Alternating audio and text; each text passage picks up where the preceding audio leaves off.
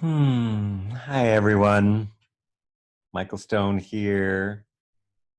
I had a lot of people asking me, I love your course, but what am I going to get out of it?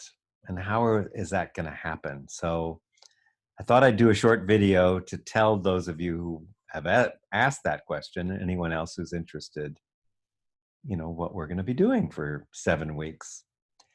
So first of all, I wanted you to know that I actually have added 2 more modules to the course, which will be evening modules for those of you who are listening.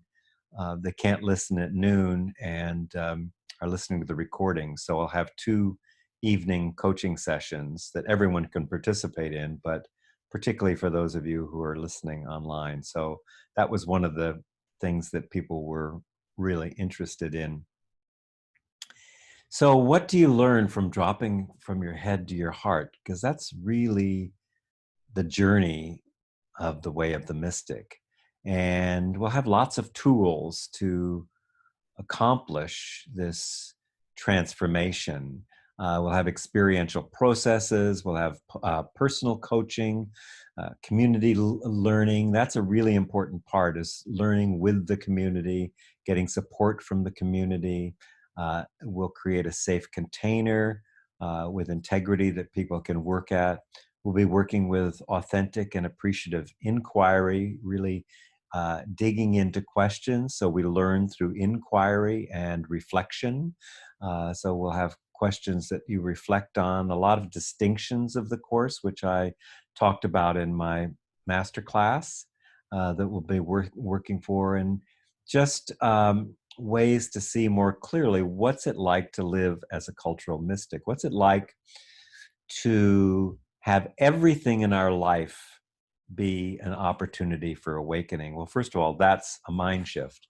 Secondly, we're going to be working on the shift from looking at the world as there's an out there world and we're over here separate, to begin to train ourselves to see the system of the world, how everything is connected and everything affects everything else. So that's a huge part of this course. Now, what do you get out of that? Well, you're going to learn how to redirect, transform, transcend any stressful, anxious situations, and really open new opportunities for your own growth and transformation. And whatever you're going to get out of here is directly proportionate, obviously, to what you put in. So if you really work with the exercises, work with the meditations that we'll do, guided meditations, and also do the home practices. And it's pretty easy to practice because everything that happens to you is an opportunity to practice, and we'll be giving you structure to do that. Um, you'll really be able to, with the presencing, the witnessing, and the embracing, will come a great sense of clarity, of calmness, of peace of mind. You'll really be able to build your interior capacity. Uh, and that's really the issue around stress and anxiety, is it's not like something's wrong, it's a capacity issue. How much can I hold? So the work that we're doing is really in dropping into our body and aligning our body with our heart and our mind and our relational intimacy, I call it.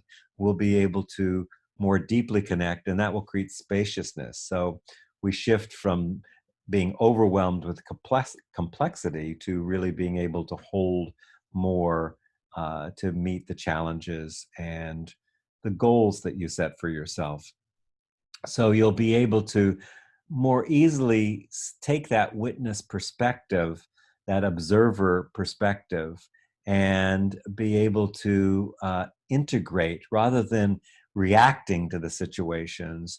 You'll be able to respond with greater clarity, and that'll open up more security, more sense of self, more certainty, more joy in your life by being more present. And these, there's a thing called mirror neurons. When you start doing these, you'll find that your partner, your partners, your family, community will also start mirroring back. So, as a mystic, your practices are contagious, and they will help to open you up to your own innate goodness, which we all have, and our innate wisdom, and just that essential. You were born with this essential goodness, and it's an opportunity to transcend the inner critic and all the stories and the patterns of the inner critic and the debilitating patterns.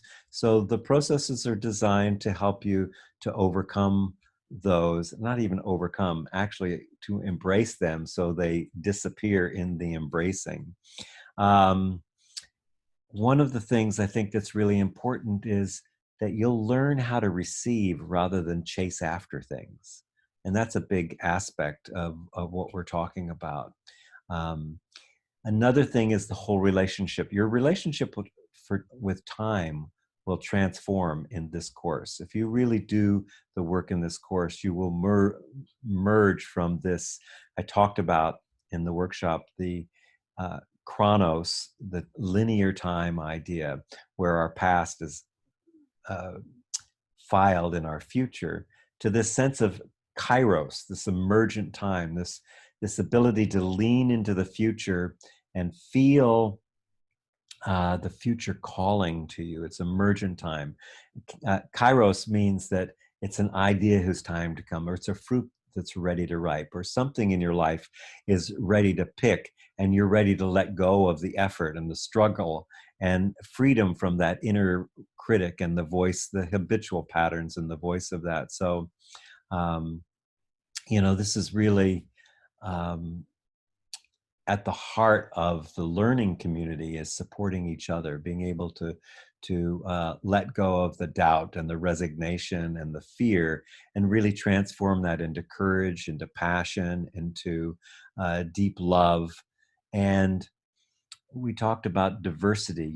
There's unity in diversity, and we'll shift from diversity looking like that other out there to being able to hold the out there in here in terms of relationships. So it really is an opportunity to build relational intimacy and open our eyes to something more beautiful, more powerful, more present, and really have a sense um, that sense of belonging, that sense of that, I was brought here uh, for a purpose, and and that uh, I don't have to be swept away by the everyday circumstances. The opportunity is, as we do these practices, you'll be in a state of uh, being able to respond rather than react. You'll be able to choose, regardless of the circumstances, what attitude am I going to have about that? And so the triggers, it's not that it'll happen immediately, but what will happen is the space between the triggers and what we could call getting off of it or getting released from the being grabbed by that will be lessened, and you'll really be able to open up. And part of that is learning to embrace uncertainty, because we really look for the right way to do things, the perfection. But in this work, we throw an intention out there. We let go of the outcome. We still intend it, but we let go of the outcome, and we allow things to come to us. And we do that by embracing uncertainty, because when you think there's an out there perfection or a right way, then we struggle and we effort and we try. But if we allow ourselves to just align with things as they are, holding an intention, we have an emergent future that begins to call us, and we get closer and closer to that. So I hope that's helpful. These are a few things that just come to mind that I thought I'd share with you. And yeah, I'm really looking forward to those of you who are going to be in the course. Um, I'm excited about this work. This has been an evolutionary process for me. I'm totally in the course with you. I will be there learning, and so will the whole team. We have a wonderful team, and they'll be working with us. And we're creating a learning organization. So the Well of Light is really committed to bringing forth an environmentally sustainable, spiritually fulfilling and socially just human presence on the planet. And I know that you want that too. So I hope you'll join us. And thanks for taking the time to listen. Much love to you. Bye for now.